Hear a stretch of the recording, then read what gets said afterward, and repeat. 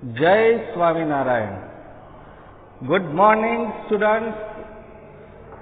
How are you, everybody? I think you are fine. Okay. હવે standard 10 ની અંદર મિત્રો યુનિટ 5 પૂરા કર્યા. પોયમ 1 પણ ગઈ વખતે આપણે જોઈ. આજે હવે આપણે પોયમ 2 ની વાત કરવા જઈ રહ્યા છીએ. તો પોયમ 2 એ શું છે? તો પોયમ 2 નું ટાઇટલ છે પેન્સિલ. તમને એમ થતું હોય કે પેન્સિલ ઉપર શું પોયમ લખવાની? તો અહીંયા આપણો પોયટ છે જયંત પરમાર. જયંત પરમારને કંઈક એવો વિચાર આવી ગયો કે એને પેન્સિલ ઉપર પોયમ લખી કાઢી. તો આપણે કોઈ પણ પોયમ હોય મિત્રો, તો એ પોયમની અંદર જે કવિ હોય છે એ કવિ એ પોતાની ઉર્મિઓને કંઈક જુદી રીતે જ રજૂઆત કરતો હોય છે. આપણે ક્યારેય વિચાર્યું પણ ન હોય એવા વિચારો એના માઇન્ડની અંદર આવતા હોય અને એ પોયમની અંદર રજૂ કરતા હોય છે. તો આ પેન્સિલ જે પોયમ છે એ પેન્સિલ પોયમની અંદર એક મેસેજ આપણને આ પોએટ દ્વારા આપવામાં આવે છે. મિત્રો, આજના શિક્ષણ ઉપર એને બહુ મોટો કટાક્ષ કર્યો છે. કેમ? તો આજનું જે એજ્યુકેશન છે એ એજ્યુકેશન જે બાળકોની અંદર શિક્ષણ આપવામાં આવે છે એ ખરેખર બાળકોને ગમે છે યા નથી ગમતું? જે પદ્ધતિઓ, જે મેથડથી વિદ્યાર્થીને ભણાવવામાં આવે છે એ પદ્ધતિ વિદ્યાર્થીઓ સ્વીકારે છે? Are the student accept the methods of teaching? તો આપણે આપણા ટીચિંગને ઇન્ટરેસ્ટિંગ, રસપ્રદ બનાવવા માટે આપણે શું કરી શકીએ? આજે બાળક કેવું વિચારે છે, બાળકને શું ગમે છે, એની વાત આપણે કરવાની છે. મિત્રો, બાળકની અંદર રહેલી જે ઘણી બધી શક્તિઓ જે છે, જેને આપણે સુષુપ્ત શક્તિઓ કહીએ છીએ, જે એન્ટાયર પાવર્સ છે એના, એ પાવર્સને આપણે બહાર લાવવાનો પ્રયત્ન કરીએ છીએ.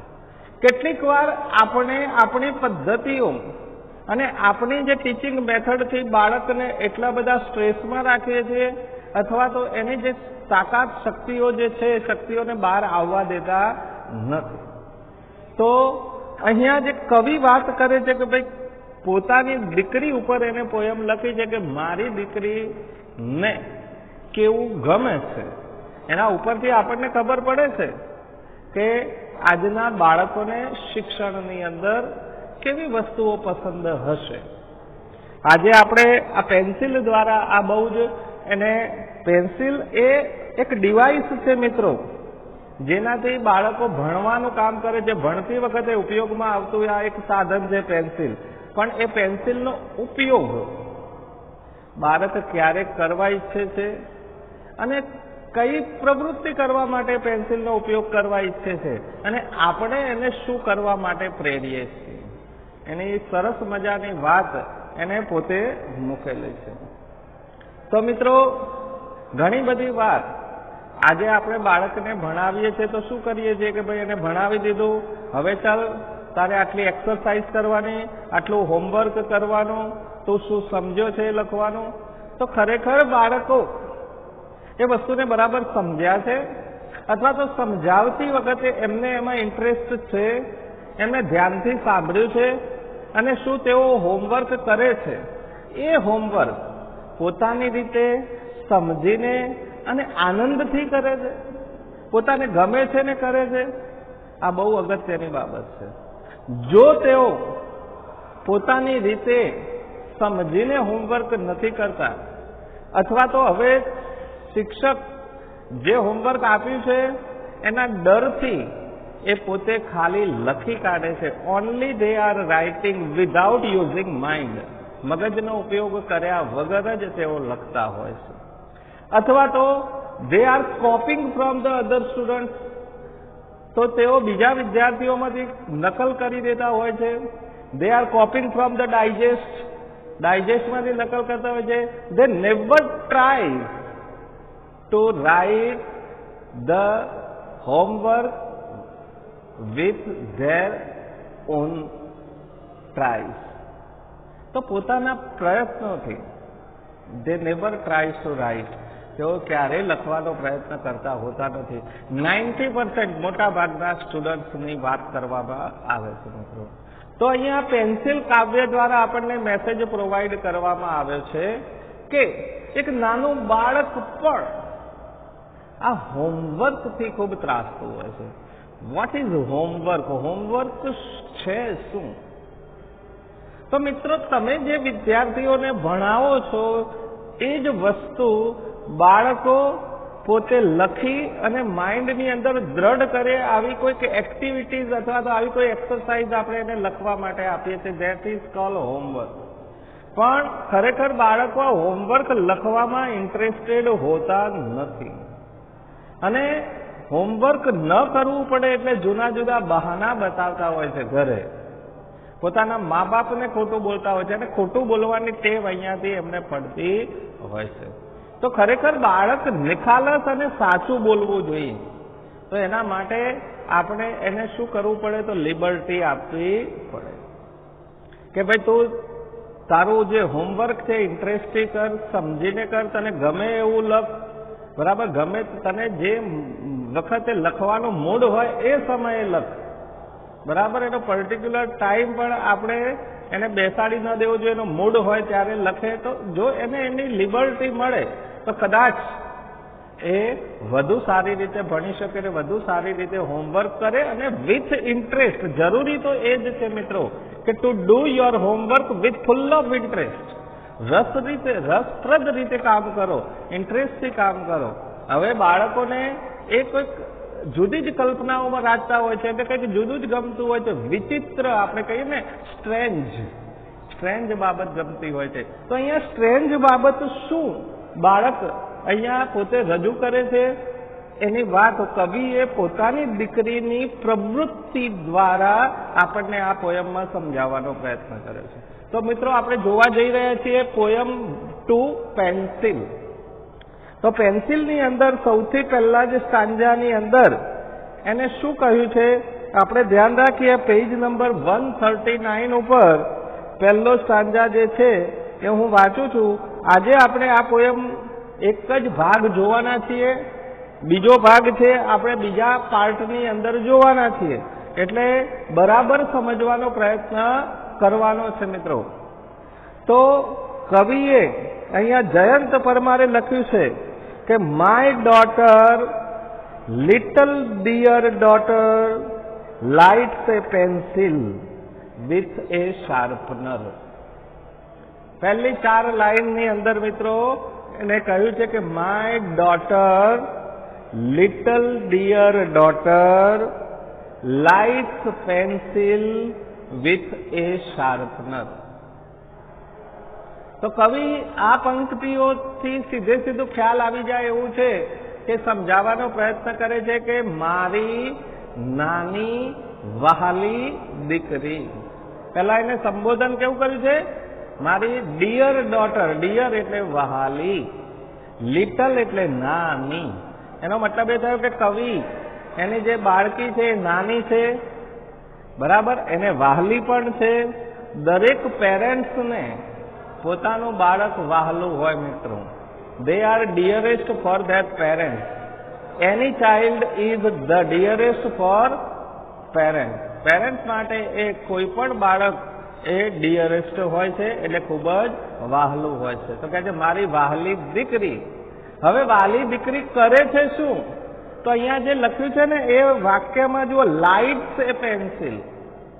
હવે તમને લાઇટ શબ્દ બાળકો, લાઇટ શબ્દ શું લાગે કે ભાઈ લાઇટ એટલે તો પ્રકાશ થાય, પણ અહીંયા લાઇટ નો મતલબ થાય છોલવું. ટુ લાઇટ એટલે છોલવું. તમને એમ થાય કે આવો તો મતલબ થતો હશે લાઇટ નો થાય. જ્યારે કવિ કાવ્યની રચના કરવા બેસે છે ત્યારે શબ્દોનો એના મનમાં શું અર્થ હોય છે એ મિનિંગ આપણે અહીંયા કાવ્યની અંદર ખાસ સમજવાનો છે. તો લાઇટ એ પેન્સિલ નો મતલબ થાય કે શાર્પનરથી પેન્સિલને છોલે છે. આપણે અહીંયા પ્રશ્ન પણ મૂકી દીધો કે what is poet's dear daughter doing? પોયટની નાની વહાલી છોકરી શું કરી રહી છે? તો આપણે કહી શકીએ કે poet's dear daughter is sharpening the pencil. શું કરી રહી છે? Is sharpening a pencil. એ પેન્સિલને શાર્પ કરી રહી છે. With a sharpener. શાર્પનર દીધો. આપણે બીજો પ્રશ્ન પણ મૂકી દીધો વિથ વોટ. વિથ વોટ નો મતલબ થાય શાનાથી. Is little girl sharpening? નાની છોકરી શાના વડે પેન્સિલ છોલી રહી છે? તો આપણે કહી શકીએ કે little girl is શાર્પનિંગ with sharpener. આપણને બધાને ખબર છે કે શાર્પનર થી જ પેન્સિલ છોલાય, તો વિથ શાર્પનર આટલો જવાબ લખવાનો છે. તો આવો પણ પ્રશ્ન અંદર પૂછી શકાય મિત્રો. તો શાર્પનર વડે એ પોતે પેન્સિલને છોલી રહી છે. પછી શું કરે છે? તો the sky on the white paper begins to be filled with light. મિત્રો આ બે વાક્યો જે છે એના નીચે અંડરલાઈન કરો ખાસ. આ બે વાક્યો નો મતલબ ઘણી બધી વખત પૂછાય છે, મિનિંગ પૂછાય છે કે what is the meaning of the sky of the white paper begins to be filled with light. હવે અહીંયા બતાવે છે કે આકાશ જેવો પેપર. આકાશ જેવું એટલે મોટો પેપર. આકાશ જેવું એટલે કેવું? મોટું. કોઈ આકાશ જેટલું મોટું ના હોય કાગળ. કાગળની સાઈઝ મોટી છે એટલે એને આકાશ સાથે સરખાવ્યું છે. અને આકાશ પાછું ભૂરા રંગનું, સફેદ રંગનું છે, એ રીતે પણ આકાશ સાથે. તો આકાશ જેવું મોટું સફેદ રંગનું પેપર લઈને આ લિટલ ડોટર, આ નાની એની બાળકી શું કરી રહી છે? બિગિન. બિગિન એટલે શરૂઆત કરવી, સ્ટાર્ટ. બિગિન નો મતલબ શું થાય? સ્ટાર્ટ. શરૂ કરી રહી છે. શું શરૂ કરી રહી છે? To be filled with light. Filled with light નો મતલબ થાય એ લાઇટ એટલે પેન્સિલ. પેન્સિલથી એ એના ઉપર ભરવાનું કામ કરી રહી. કાગળમાં ભરવાનું કામ. ફિલ એટલે ભરવું. તો કાગળમાં એ પેન્સિલથી ભરવાનું કામ કરી રહી છે. ભરવાનું. પેન્સિલથી શું ભરી શકાય અંદર? કાગળમાં શું ભરી શકાય પેન્સિલથી? કંઈક લખી શકાય, કંઈક દોરી શકાય, કંઈક ડ્રોઈંગ કરી શકાય, બરાબર? કંઈક ચિત્રામણ કરી શકાય. તો ફિલ્ડ વિથ લાઇટ એટલે પેન્સિલ વડે ભરવાનું કામ કરી રહી છે. એટલે આ બે વાક્યોનો મતલબ એ કરીએ આપણે કે the little girl is drawing on the white paper. આ બે વાક્યોનો મતલબ પૂછાય તો ખાસ ધ્યાન રાખજો મિત્રો. શું લખવાનું છે? The little girl is drawing on white paper. સફેદ રંગના કાગળ ઉપર એ ડ્રોઈંગ કરી રહી છે. આવો મતલબ લેવાનો છે આ બે વાક્યોનો. કયા બે વાક્યો યાદ રહ્યા ને? The sky of the white paper begins to be filled with light. તો to be filled with light નો મતલબ the girl, little girl is drawing on the white paper. આકાશ જેવા વિશાળ અને સફેદ રંગના કાગળ ઉપર તે દોરવાનું કામ કરી રહી છે, ડ્રોઈંગ કરી રહી છે. આ ખાસ ધ્યાનમાં રાખજો મિત્રો. હવે એ જે ડ્રોઈંગ કાગળ ઉપર કરી રહી છે, એ કાગળ ઉપરના જે ડ્રોઈંગ છે, એ ડ્રોઈંગ અંદર જે ચિત્રો દોરે છે મિત્રો, એ ચિત્રો બહુ વિચિત્ર છે. વિચિત્ર માટે એક શબ્દ છે સ્ટ્રેન્જ. તમને ખ્યાલ હોય અને કદાચ ન પણ હોય તો ધ્યાન રાખજો. Strange, STRANGE. સ્ટ્રેન્જ એટલે વિચિત્ર. વિચિત્ર એટલે કેવા? તમને વિચાર પણ ના આવે એવી વસ્તુ એટલે સ્ટ્રેન્જ ગણાય. એવી વસ્તુ એટલે વિચિત્ર ગણાય. તો આવી સ્ટ્રેન્જ વસ્તુ અહીંયા એ દોરી રહી છે. હવે એ ચિત્રોમાં એને આપણે પહેલા 2-3 પ્રકારના ચિત્રોની વાત કરી રહ્યા છીએ કે એને કેવા ચિત્રો દોર્યા છે. તો આપણે પહેલું જ ચિત્ર હું કહું છું, the black bird flying away with the tree. આ ડ્રોઈંગ પેપરની અંદર પહેલું ચિત્ર એને જે દોર્યું છે એ ચિત્રમાં શું છે?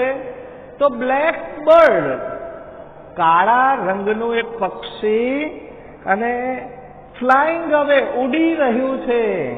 The black bird is flying અવે, કાળું પક્ષી ઉડી રહ્યું છે. વિથ ધ ટ્રી, ઝાડની સાથે. અત્યાર સુધી આપણે જોયું છે કે ઝાડ ઉપર પક્ષી બેસે, ઝાડની ઉપર ઉડે, પણ ઝાડ ઊંચું કરીને પક્ષી ઉડતું હોય એવું કોઈ દિવસ કોઈ જગ્યાએ ચિત્ર જોયું છે આપણે? નહીં. તો આપણે આવું ચિત્ર એટલે આવો વિચાર બાળકના મગજમાં કેવી રીતે આવ્યો હશે? તો આવું ગમે બાળકોને.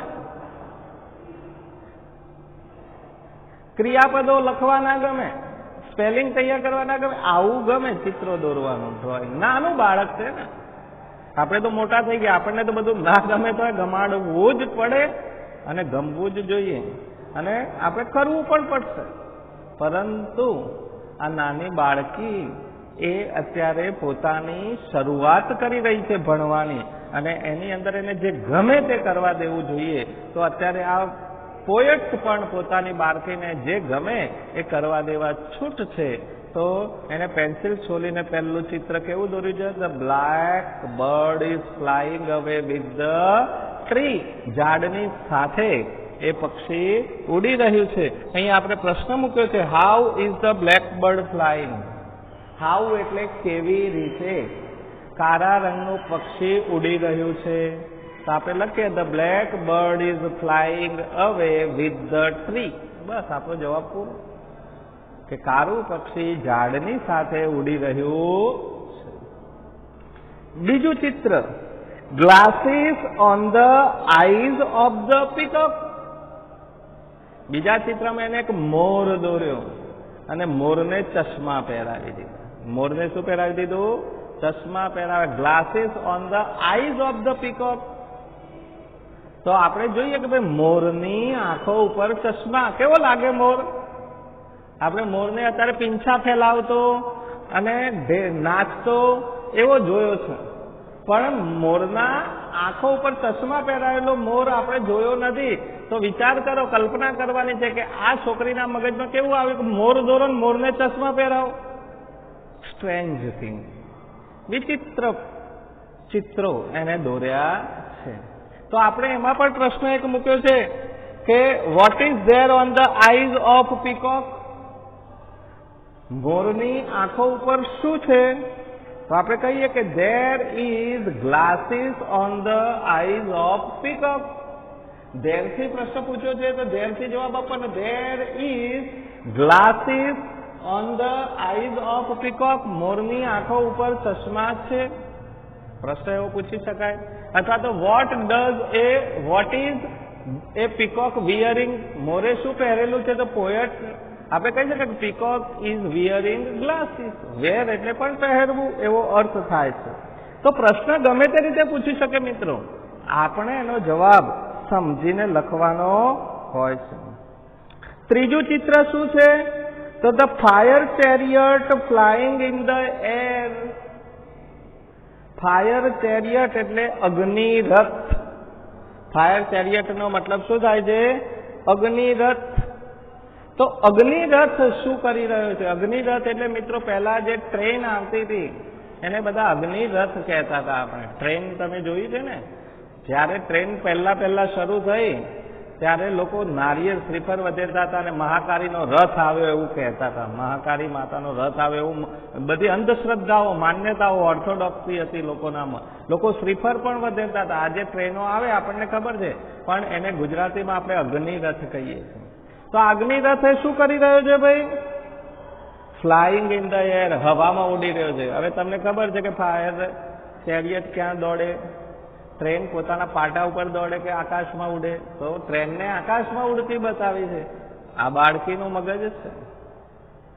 બીજું, the airplane walking on the road. જુઓ મિત્રો, જે હવામાં ઉડે છે એને રોડ ઉપર દોડતું બતાવ્યું અને જે ટ્રેન પાટા પર ચાલે છે એને ઉડતી બતાવી. તો airplane walking on the road તો અહીંયા આપણે પ્રશ્ન પૂછ્યો છે કે ભાઈ vote is there on the running on the road? તો આપણે કહીએ the airplane is running on the road and the fire chariot is flying in the sky. આકાશની અંદર ઉડતું બતાવ્યું છે. and the lion having conversation with the cow. અને બીજું શું બતાવ્યું છે? the lion having conversations with the cow. આવું આપણે જોયું જ ન હોય કે ગાય અને સિંહ બે ભેગા બેસીને વાતો કર્યા કરે. બરાબર?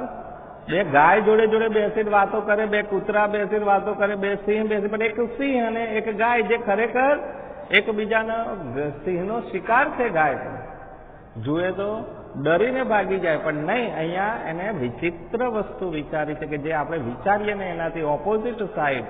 તો કન્વર્ઝેશન એટલે આપણે લખ્યું છે કન્વર્ઝેશન એટલે વાતચીત કરવી, ટોક. આપણે પ્રશ્ન પણ અહીંયા એવો મૂક્યો કે who are talking with each other. અહીંયા એકબીજા સાથે કોણ વાત કરી રહ્યું છે?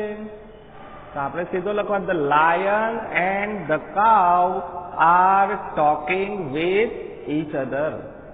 સિંહ અને ગાય અહીંયા એકબીજા સાથે વાતો કરી રહ્યા છે. ખ્યાલ આવે મિત્રો? તો અહીંયા આપણે જોયું કે the lion having A conversion with the cow. સિંહ એ ગાય સાથે વાતો કરી રહ્યો છે. એરપ્લેન એ રોડ ઉપર દોડી રહ્યું છે. ટ્રેન એટલે કે ફાયર ચેરિયટ ઇઝ ફ્લાઇંગ અવે ઇન ધ સ્કાય, આકાશમાં ઉડી રહ્યું છે. મોર ચશ્મા પહેરેલો છે અને કાળા રંગનું પક્ષી ઝાડ લઈને ઉડી રહ્યું છે. આવા વિચિત્ર અને ચિત્રો અહીંયા એ કાગળ ઉપર દોર્યા છે. હજુ પણ આગળ આપણે ચિત્રોને જોવાના છે, પણ તે આપણે આવતા પીરિયડમાં જોવાના છીએ. આ પીરિયડ દરમિયાન તમારે આટલી વસ્તુને સમજવાનો પ્રયત્ન કરવાનો છે. આટલા આપણે સ્પેલિંગ્સ પણ લખ્યા છે, તે થોડા વધારે સ્પેલિંગ પણ છે જે આવતી વખતે નહીં લખવા પડે.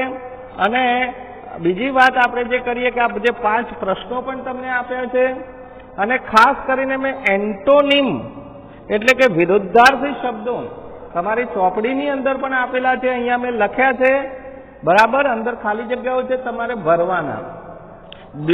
બ્લેકનો વિરોધી શું થાય? વ્હાઇટ. એમ્પ્ટી એટલે ભરેલું, એમ્પ્ટી એટલે ખાલી, અને એનું વિરુદ્ધાર્થી શબ્દ થાય ફૂલ એટલે ભરેલું. ડાર્કનેસ એટલે અંધકાર. લાઇટ એટલે પ્રકાશ. આ શબ્દ તમે ખાસ જોજો. ડ્રાઉનિંગ, ડ્રો નથી, DRAW, ડ્રો એટલે દોરવું થાય, પણ DROWNING, ડ્રાઉનિંગ એટલે ડૂબી જવું. પાણીની અંદર ડૂબી જાય ને ડ્રાઉનિંગ કહેવાય. તો એનો વિરુદ્ધાર્થી અર્થ લીધો સ્વિમિંગ, તરવું.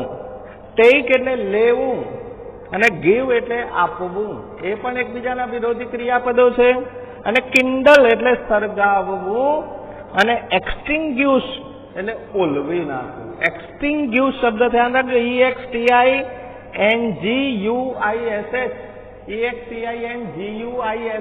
એક્સટિંગ્યુશ એટલે ઓલવી નાખવું. તો આ શબ્દ પણ આગળ હજુ આવવાનો છે આપણે ભણવામાં, અને આપણે એને જોવાના છે આ જ પોયમની અંદર. તો અત્યાર સુધી તમે આ ચેપ્ટરની અંદર આ પીરિયડમાં આપણે આટલે સુધી વાત કરી છે. તો આ 5 જે પ્રશ્નો કયા, વિરુદ્ધાર્થી શબ્દો કયા, સ્પેલિંગ્સ કયા, એને બરાબર ધ્યાનથી આપણે સમજીશું, લખીશું, વાંચીશું ને તૈયાર પણ કરીશું. હવે જે આગળની પોયમ છે એ આપણે બીજા પીરિયડની અંદર અથવા બીજા લેક્ચરની અંદર વિગતવાર સમજાવીશું. ત્યાં સુધી મારા તરફથી બધાને પ્રેમથી જય સ્વામિનારાયણ.